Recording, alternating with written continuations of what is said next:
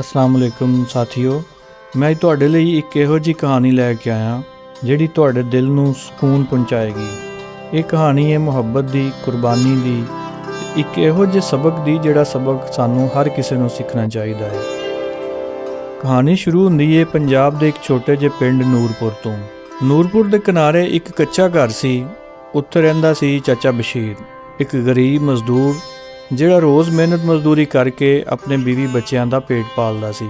ਬਸ਼ੀਰ ਦੇ 3 ਬੱਚੇ ਸਨ, 2 ਮੁੰਡੇ ਤੇ 1 ਧੀ। ਬੜਾ ਮੁੰਡਾ ਅਹਿਸਾਨ, ਉਸ ਤੋਂ ਛੋਟਾ ਉਸਮਾਨ ਤੇ ਨਿੱਕੀ ਧੀ ਆਇਸ਼ਾ।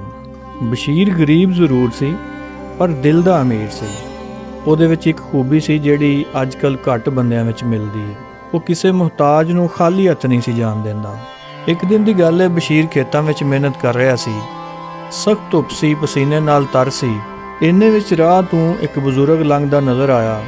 ਬੜਾ ਕਮਜ਼ੋਰ ਜਿਹਾ ਬਜ਼ੁਰਗ, ਲੰਗੜਾ ਕੇ ਚੱਲਦਾ ਹੋਇਆ, ਕੱਪੜੇ ਫਟੇ ਪੁਰਾਣੇ, ਚਿਹਰੇ ਤੇ ਥਕਾਵਟ। ਬਸ਼ੀਰ ਨੇ ਕੰਮ ਛੱਡਿਆ ਤੇ ਦੌੜ ਕੇ ਉਹਦੇ ਕੋਲ ਗਿਆ। ਬਾਬਾ ਜੀ, ਕੀ ਗੱਲ ਹੈ? ਕਿੱਥੇ ਜਾਣਾ ਹੈ ਇੰਨੀ ਗਰਮੀ ਵਿੱਚ? ਬਜ਼ੁਰਗ ਨੇ ਬੜੇ ਥੱਕੇ ਹੋਏ ਲਹਿਜੇ ਵਿੱਚ ਕਿਹਾ, ਪੁੱਤਰ 2 ਦਿਨ ਤੋਂ ਭੁੱਖਾ ਵਾਂ ਤੇ ਅਗਲੇ ਪਿੰਡ ਜਾਣਾ ਹੈ, ਪਰ ਪੈਰ ਵਿੱਚ ਦਰਦ ਵੀ ਹੈ। ਬਸ਼ੀਰ ਦੀ ਆਪਣੀ ਜੇਬ ਵਿੱਚ ਉਸ ਟਾਈਮ 50 ਰੁਪਏ ਸਨ। ਇਹ ਉਹ ਪੈਸੇ ਸਨ ਜਿਹੜੇ ਉਹਨੇ ਆਪਣੀ ਬੇਟੀ ਆਇਸ਼ਾ ਵਾਸਤੇ ਕਿਤਾਬਾਂ ਲਈ ਬਚਾ ਕੇ ਰੱਖੇ ਸਨ। ਇੱਕ ਪਲ ਲਈ ਬਸ਼ੀਰ ਨੇ ਸੋਚਿਆ, ਫਿਰ ਬਗੈਰ ਕਿਸੇ ਹਿਚਕਿਚਾਹਟ ਦੇ ਉਹ 50 ਰੁਪਏ ਕੱਢ ਕੇ ਬਜ਼ੁਰਗ ਦੇ ਹੱਥ 'ਤੇ ਰੱਖ ਦਿੱਤੇ। ਬਾਬਾ ਜੀ, ਇਹ ਲਓ, ਅੱਗੇ ਜਾ ਕੇ ਰੋਟੀ ਖਾ ਲੈਣਾ। ਬਜ਼ੁਰਗ ਦੀਆਂ ਅੱਖਾਂ ਵਿੱਚ ਅੱਥਰੂ ਆ ਗਏ। ਉਹਨੇ ਬਸ਼ੀਰ ਦੇ ਮੱਥੇ 'ਤੇ ਹੱਥ ਰੱਖਿਆ ਤੇ ਕਿਹਾ, ਪੁੱਤਰ, ਅੱਲਾ ਤੇਰੀ ਮਦਦ ਕਰੇਗਾ, ਤੇਰੀ ਨੇਕੀ ਜ਼ਾਇਆ ਨਹੀਂ ਜਾਏਗੀ। ਉਸ ਦਿਨ ਸ਼ਾਮ ਨੂੰ ਜਦੋਂ ਬਸ਼ੀਰ ਘਰ ਪਹੁੰਚਿਆ, ਉਹਦੀ ਬੀਵੀ ਸਾਇਮਾ ਨੇ ਪੁੱਛਿਆ, ਆਇਸ਼ਾ ਦੀਆਂ ਕਿਤਾਬਾਂ ਦੇ ਪੈਸੇ ਲੈ ਆਇਓ? ਕੱਲ ਸਕੂਲ ਵਿੱਚ ਜਮ੍ਹਾਂ ਕਰਾਣੇ ਨੇ। ਬਸ਼ੀਰ ਖਾਮੋਸ਼ ਹੋ ਗਿਆ। ਉਹਨੂੰ ਪਤਾ ਸੀ ਆਇਸ਼ਾ ਕਿੰਨੇ ਦਿਨਾਂ ਤੋਂ ਕਿਤਾਬਾਂ ਦਾ ਇੰਤਜ਼ਾਰ ਕਰ ਰਹੀ ਸੀ। ਆਇਸ਼ਾ ਦੌੜੀ ਦੌੜੀ ਆਈ। ਅੱਬੂ ਜੀ, ਮੇਰੀ ਕਿਤਾਬ। ਬਸ਼ੀਰ ਦੇ ਦਿਲ ਨੂੰ ਜਿਵੇਂ ਕਿਸੇ ਨੇ ਨੋਚ ਲਿਆ। ਉਹਨੇ ਧੀ ਨੂੰ ਗੋਦ ਵਿੱਚ ਬਿਠਾ ਕੇ ਕਿਹਾ, ਧੀਏ, ਕੱਲ ਲੈ ਆਵਾਂਗਾ। ਪਰ ਉਹਨੂੰ ਪਤਾ ਸੀ ਅਗਲੀ ਤਨਖਾਹ ਆਉਣ ਵਿੱਚ ਹਫ਼ਤਾ ਬਾਕੀ ਹੈ। ਪੂਰੀ ਰਾਤ ਬਸ਼ੀਰ ਨੂੰ ਨੀਂਦ ਨਾ ਆਈ। ਅਗਲੇ ਦਿਨ ਬਸ਼ੀਰ ਕੰਮ ਤੇ ਗਿਆ। ਦਿਲ ਬਹੁਤ ਭਾਰੀ ਸੀ, ਕੰਮ ਵਿੱਚ ਧਿਆਨ ਨਹੀਂ ਸੀ ਲੱਗ ਰਿਹਾ। ਦੁਪਹਿਰ ਦੇ ਵੇਲੇ ਇੱਕ ਚਮਕਦੀ ਗੱਡੀ ਪਿੰਡ 'ਚ ਆਈ। ਸੂਟ ਬੂਟ ਪਹਿਨਿਆ ਹੋਇਆ ਇੱਕ ਸ਼ਖਸ ਬਾਹਰ ਨਿਕਲਿਆ। ਉਹਨੇ ਆਸ-ਪਾਸ ਤੋਂ ਪੁੱਛਿਆ, ਚਾਚੇ ਬਸ਼ੀਰ ਦਾ ਘਰ ਕਿੱਥੇ ਵੇ? ਲੋਕ ਹੈਰਾਨ ਸਨ। ਬਸ਼ੀਰ ਵਰਗੇ ਗਰੀਬ ਬੰਦੇ ਦੇ ਕੋਲੋਂ ਇੰਨਾ ਅਮੀਰ ਬੰਦਾ ਕੀ ਲੈਣ ਆਏਗਾ? ਉਹ ਸ਼ਖਸ ਬਸ਼ੀਰ ਦੇ ਘਰ ਪਹੁੰਚਿਆ। ਉਹਦੀ ਬੀਵੀ ਸਾਇਮਾ ਵੇਖ ਕੇ ਘਬਰਾ ਗਈ। ਜੀ, ਕੋਈ ਮਸਲਾ ਤਾਂ ਨਹੀਂ? ਉਹ ਆਦਮੀ ਨੇ ਮੁਸਕਰਾ ਕੇ ਕਿਹਾ, ਨਹੀਂ ਬੀਬੀ, ਬਸ਼ੀਰ ਸਾਹਿਬ ਘਰ ਨੇ? ਬੀਬੀ ਨੇ ਕਿਹਾ, ਨਹੀਂ, ਉਹ ਤੇ ਕੰਮ ਤੇ ਗਏ ਨੇ। ਉਹ ਬੰਦਾ ਕਹਿੰਦਾ, ਠੀਕ ਹੈ, ਮੈਂ ਇੰਤਜ਼ਾਰ ਕਰਾਂਗਾ। ਤਕਰੀਬਨ 2 ਘੰਟੇ ਬਾਅਦ ਚਾਚਾ ਬਸ਼ੀਰ ਘਰ ਆਇਆ। ਥੱਕਿਆ ਹਾਰਿਆ, ਮਿੱਟੀ ਨਾਲ ਲੱਥੜਿਆ। ਆਪਣੇ ਘਰ ਦੇ ਬਾਹਰ ਇੰਨੀ ਵੱਡੀ ਗੱਡੀ ਵੇਖ ਕੇ ਹੈਰਾਨ ਹੋ ਗਿਆ। ਉਸ ਸ਼ਖਸ ਨੇ ਬਸ਼ੀਰ ਨੂੰ ਵੇਖਿਆ ਤੇ ਉੱਠ ਕੇ ਖਲੋ ਗਿਆ। ਜੀ, ਆਓ ਬਸ਼ੀਰ ਸਾਹਿਬ। ਬਸ਼ੀਰ ਨੇ ਘਬਰਾਹਟ ਨਾਲ ਪੁੱਛਿਆ, ਜੀ, ਤੁਸੀਂ ਕੌਣ? ਉਹ ਕਹਿਣ ਲੱਗਾ, ਮੈਂ ਹਾਮਦ ਹਾਂ। ਕੱਲ ਜਿਹੜਾ ਬਜ਼ੁਰਗ ਤੁਹਾਨੂੰ ਰਸਤੇ 'ਚ ਮਿਲਿਆ ਸੀ, ਉਹ ਮੇਰੇ ਵਾਲਦ ਸਾਹਿਬ ਸਨ। ਬਸ਼ੀਰ ਦਾ ਦਿਲ ਬੜੀ ਤੇਜ਼ੀ ਨਾਲ ਧੜਕ ਰਿਹਾ ਸੀ। ਹਾਮਦ ਕਹਿਣ ਲੱਗਾ, ਮੇਰੇ ਅੱਬੂ ਜੀ ਨੂੰ ਭੁੱਲਣ ਦੀ ਮਰਜ਼ ਹੈ। ਕੱਲ ਉਹ ਘਰੋਂ ਨੱਸ ਗਏ ਸਨ। ਅਸੀਂ ਸਾਰਾ ਸ਼ਹਿਰ ਛਾਣ ਮਾਰਿਆ, ਆਖਰ ਰਾਤ ਨੂੰ ਮਿਲੇ। ਉਹਨਾਂ ਨੇ ਸਾਨੂੰ ਤੁਹਾਡੀ ਕਹਾਣੀ ਦੱਸੀ ਕਿ ਕਿਵੇਂ ਇੱਕ ਮਜ਼ਦੂਰ ਨੇ ਉਹਨਾਂ ਦੀ ਮਦਦ ਕੀਤੀ। ਹਾਮਦ ਦੀਆਂ ਅੱਖਾਂ ਵਿੱਚ ਅੱਥਰੂ ਆ ਗਏ। ਕਹਿਣ ਲੱਗਾ, ਮੈਂ ਇੱਕ ਬਿਜ਼ਨਸਮੈਨ ਹਾਂ।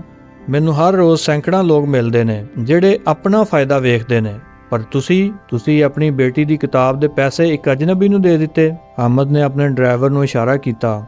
ਉਹ ਗੱਡੀ ਵਿੱਚੋਂ ਇੱਕ ਬੈਗ ਲੈ ਕੇ ਆਇਆ। ਇਹ ਮੇਰੀ ਤਰਫੋਂ ਤੋਹਫਾ ਹੈ ਤੁਹਾਨੂੰ। ਬਸ਼ੀਰ ਨੇ ਉਹਦਾ ਹੱਥ ਰੋਕਦੇ ਹੋਏ ਕਿਹਾ, ਨਹੀਂ, ਮੈਂ ਤੁਹਾਡੇ ਅੱਬੂ ਜੀ ਦੀ ਕੋਈ ਮਦਦ ਨਹੀਂ ਕੀਤੀ। ਜਿਹੜਾ ਕੀਤਾ ਉਹ ਮੇਰਾ ਫਰਜ਼ ਸੀ।